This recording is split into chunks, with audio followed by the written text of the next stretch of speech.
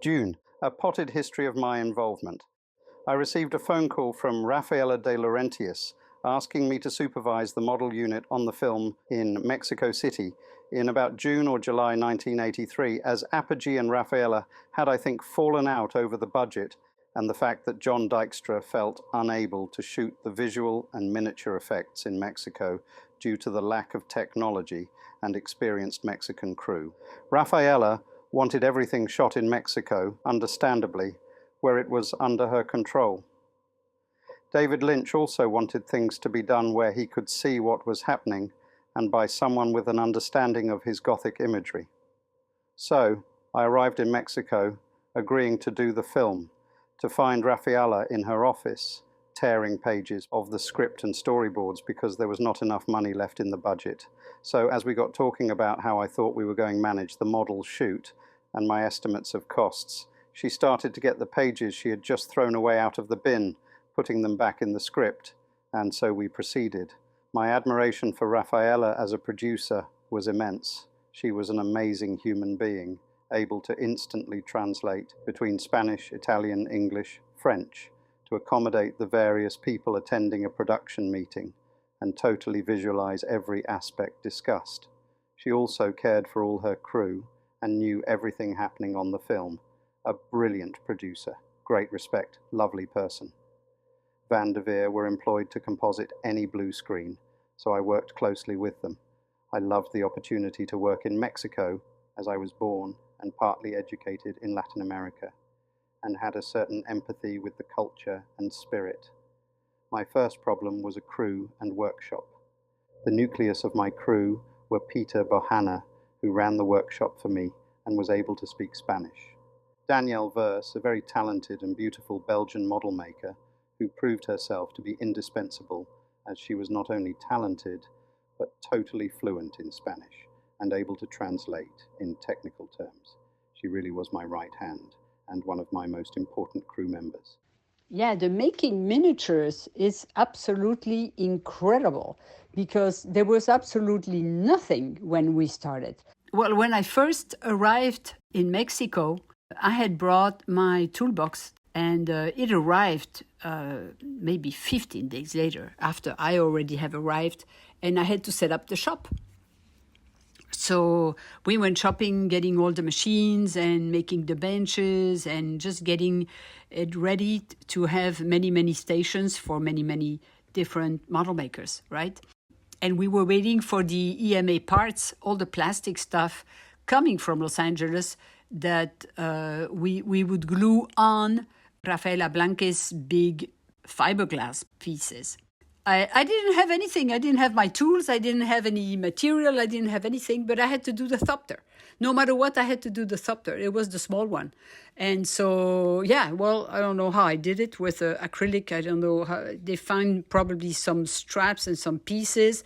Oh, it was unbelievable. But I got to do the small little thopter flying over some rocks made out of course, styrofoam. The background for the thopter, the large one, and that was a huge job, and I was totally in charge from A to Z. That is the one that was the most challenging, I would say. And if not, the Atreides, the little Atreides, I had to make 24 and hang them, make them, paint them, hang them, to be shot. You know, when the Atreides are getting into the highliner. There was a big thopter, obviously. There was like a full-size thopter. And then there was a medium size that Apogee made. It was large, heavy, metal, very sophisticated, everything opened. It was unbelievable. And that's the one that went on that background I made. And then there was a very small version and the mini version, the very first one I made. Rafael Ablanc, a Spanish sculptor, pattern maker, and plasterer, inherited from the main unit, who produced many of the patterns cast out of plaster. He created magic with his shapes, and no finishing required. He could cast straight from them, crisp and sharp, with no loss of detail. Rafael Ablanque He had a beautiful technique with plaster. He would do any shape you can think of to make the piece the original, and then from there he would make a mold, mostly fiberglass because the silicone is very expensive. So the small harvesters models, we have used different materials following on what we needed to use it for. The middle size harvester, we made it also in chocolate because it had to be swallowed by the worm. And the worm, it was a huge thing hanging vertically in the back lot in the Churubusco studios. And our shop was like in the middle of the studio, Churubusco. And to get there, we had to take the car and drive over there with the chocolate harvester. You know, chocoatl, because I mean, that is from Mexico anyway. So the chocolate, I would put it under the back window of the car, and I would drive very slowly all the way to where we were going to shoot. Because it's very hot in Mexico, and the sun is very strong.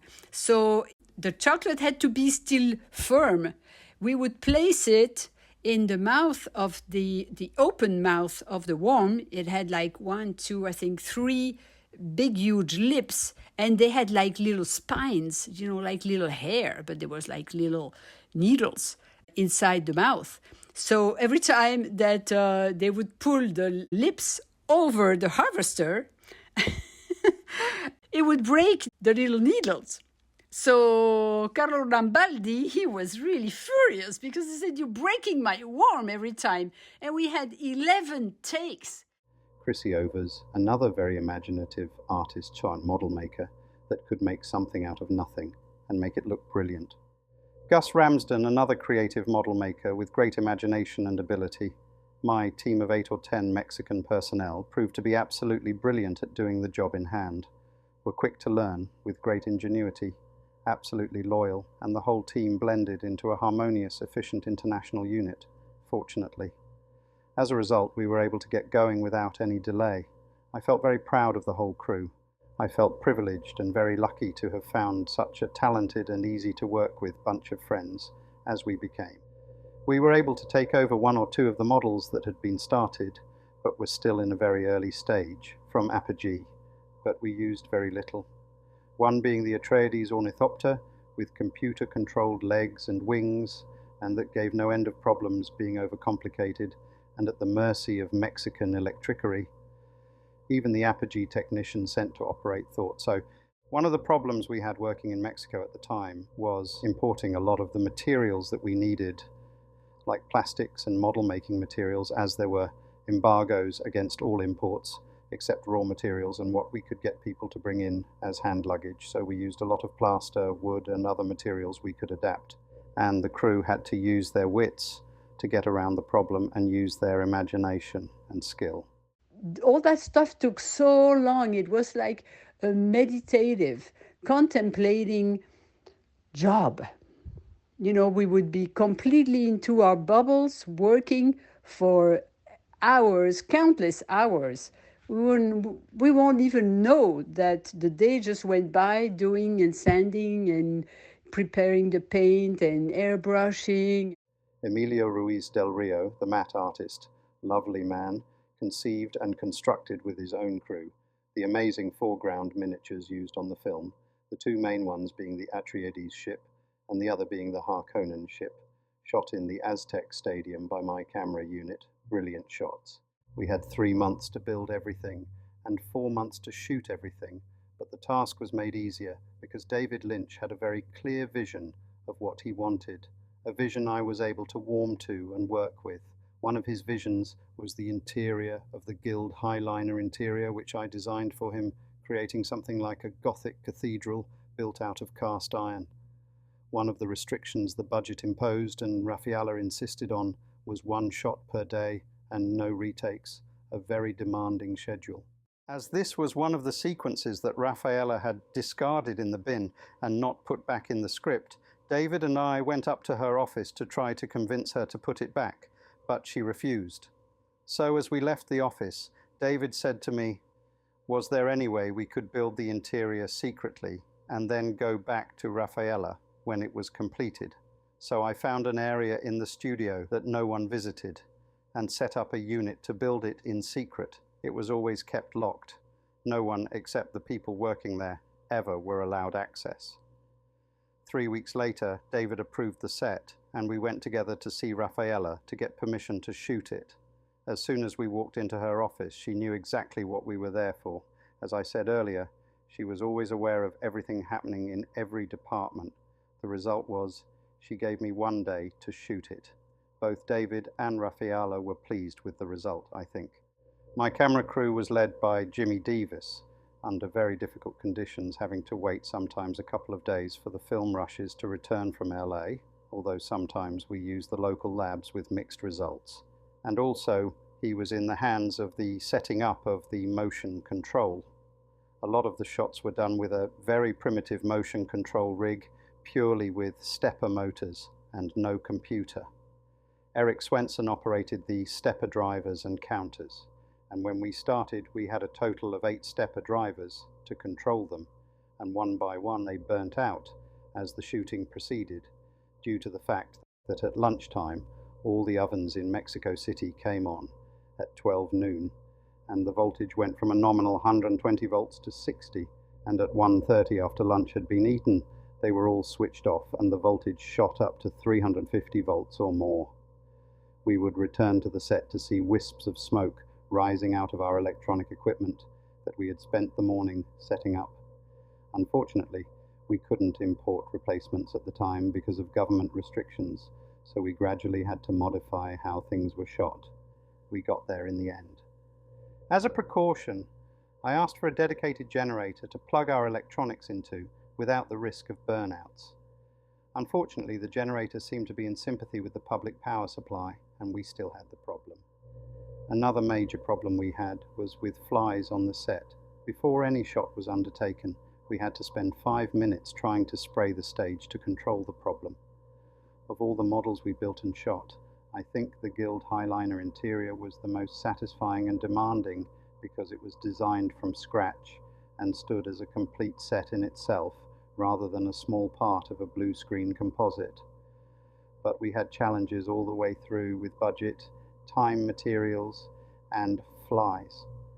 Throughout the shooting, I only saw Dino twice. He left everything up to Rafaela, whom he obviously trusted to do the job. It was a great film to work on and be able to contribute so much to, but I would have liked to have had the time and the money to do more. Nevertheless, it was a great experience and one I would not exchange for anything. The way it happened at Churubusco, there is a model, Thumper, which they still wanted to include for, I don't know, I think for marketing reason, to make a toy or something like that. I'm not sure. But that Saturday, Dino said, okay, I unplug everything. 10 o'clock in the morning, everything was shut down. I mean, he pulled really the plug out of all the stages. So we didn't get on time to shoot the last model. I was coming back to Los Angeles, and then Barry Nolan asked me to repaint, to do something with a little car that gets getting into one of the ships, and I forgot which one, to just finish like that little detail. All in all, I had a great time in Mexico with a wonderful mixed crew. No time and no budget, but thanks to the support of my crew, the vision of David Lynch, and the backing of Rafaela, we managed to complete the task in hand. A great experience.